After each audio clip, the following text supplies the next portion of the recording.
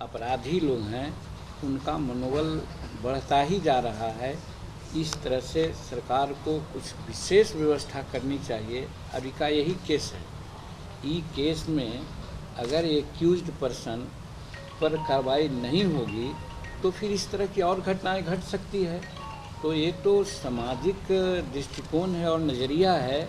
इस परिस्थिति में डेमोक्रेसी है, सरकार डिक्टेटरशिप भी नहीं चला सकती है, लेकिन ऐसे घटना का विशेष इंक्वायरी करवा करके ऐसा घटना जो घटित करता है उस पर निश्चित रूप में गंभीर से गंभीर कार्रवाई करनी चाहिए।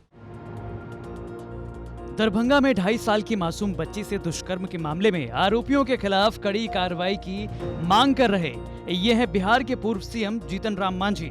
रेप पीड़िता से मिलने दरभंगा डीएमसीएच अस्पताल पहुंचे जीतन राम मांझी ने पीड़िता का हाल जाना, फिर इलाज कर रहे डॉक्टरों से बच्ची की स्थिति पर चर्चा की, साथ ही बच्ची के परिजन को हर संभव मदद का भरोसा दिलाया। पीड़िता के परिजनों को ढांढस बांधने के बाद मांझी ने बिहार की कानून व्यवस्था पर सवाल उठाए।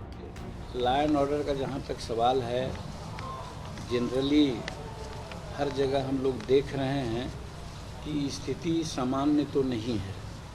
ये ज़रूर है कि कार्रवाइयाँ हो रही है, चाहे पटना में घटना घटे चाहे अन्य जगहों में घटना घटे, पुलिस त्वरित कार्रवाई कर रही है। बावजूद उसके जो अपराधी लोग हैं उनका मनोबल बढ़ता ही जा रहा है। इस तरह से सरकार को कुछ विशेष व्यवस्था करनी चाहिए। अभी का यही केस है। ई केस में अगर एक्यूज्ड पर्सन पर कार्रवाई नहीं होगी तो फिर इस तरह की और घटनाएं घट सकती है।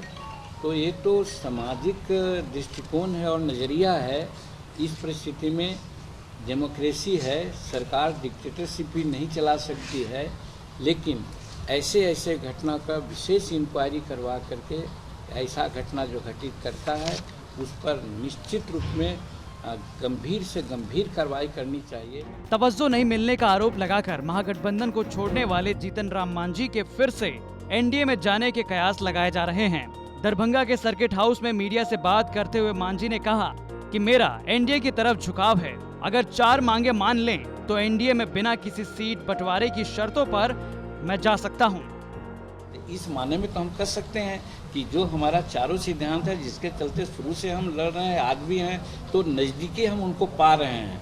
अब रही बात होगी जरा ठोक टेटा कर, पैसा लेता है तो जरा ठनठना के देखता है, तो उसे देख लेंगे कि कहाँ तक हमारे सिद्धांत के आगे अपने पीछे होते हैं। अगर ऐसा होगा तो उनके साथ भी जा सकते हैं। देखिए एनडीए का ऑफर मिल जाएगा तो आप जा सकते हैं। नहीं, ऑफर कुछ नहीं है। ऑफर यही कि चारों सिद्धांत से कौन हामी भरते हैं, कौन प्रति अपना ये इलेक्शन मुद्दा में जो घोषणा पत्र में इसको देते हैं, हम उनके साथ होंगे। सीट मुद्दा नहीं होगा? नहीं, कोई सीट मुद्दा नहीं। अभी महागठबंधन को छोड़कर आए मांझी ने लालू प्रसाद यादव पर हमला बोलते हुए कहा कि वो एनडीए से बड़ा SC/ST विरोधी हैं। पास गए तो लालू जी को तो हमने देखा कि एनडीए के लोगों से वे ज़्यादा शेड्यूल कास्ट विरोधी हैं। अब इस चीज़ को कहेंगे तो समय लगेगा, लेकिन थोड़ी सी बात कह देते हैं कि बिहार का मुख्यमंत्री जीतन मांझी हुआ था तो सिर्फ बिहार में चर्चित नहीं था, समूचे हिंदुस्तान में अपने कामों के लिए चर्चित हो गया था। शेड्यूल कास्ट के लिए बार जैसे अभी कहा प्रमोशन में आरक्षण, कोर्ट के वर्डिक्ट के बियॉन्ड जा करके हमने प्रमोशन में आरक्षण दिया था। डीपीसी की बैठक नहीं बुलाया। डीपीसी की बैठक अगर होती तो इनका आरक्षण नहीं होता, दूसरे लोगों को मिल जाता। हमने उसको कैप्टन अभियान से रख दिया और उन लोगों को दिया।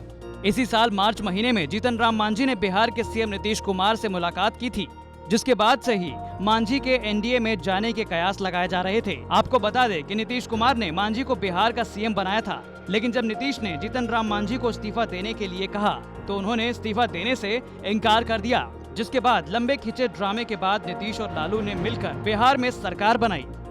इसके बाद मांझी एनडीए में चले गए। उन्होंने 2015 में बीजेपी के साथ मिलकर चुनाव लड़ा, लेकिन ज्यादा सफलता नहीं मिली। बाद में जब नीतीश ने आरजेडी को छोड़कर बीजेपी के साथ सरकार बनाई तो मांझी महागठबंधन में आ गए।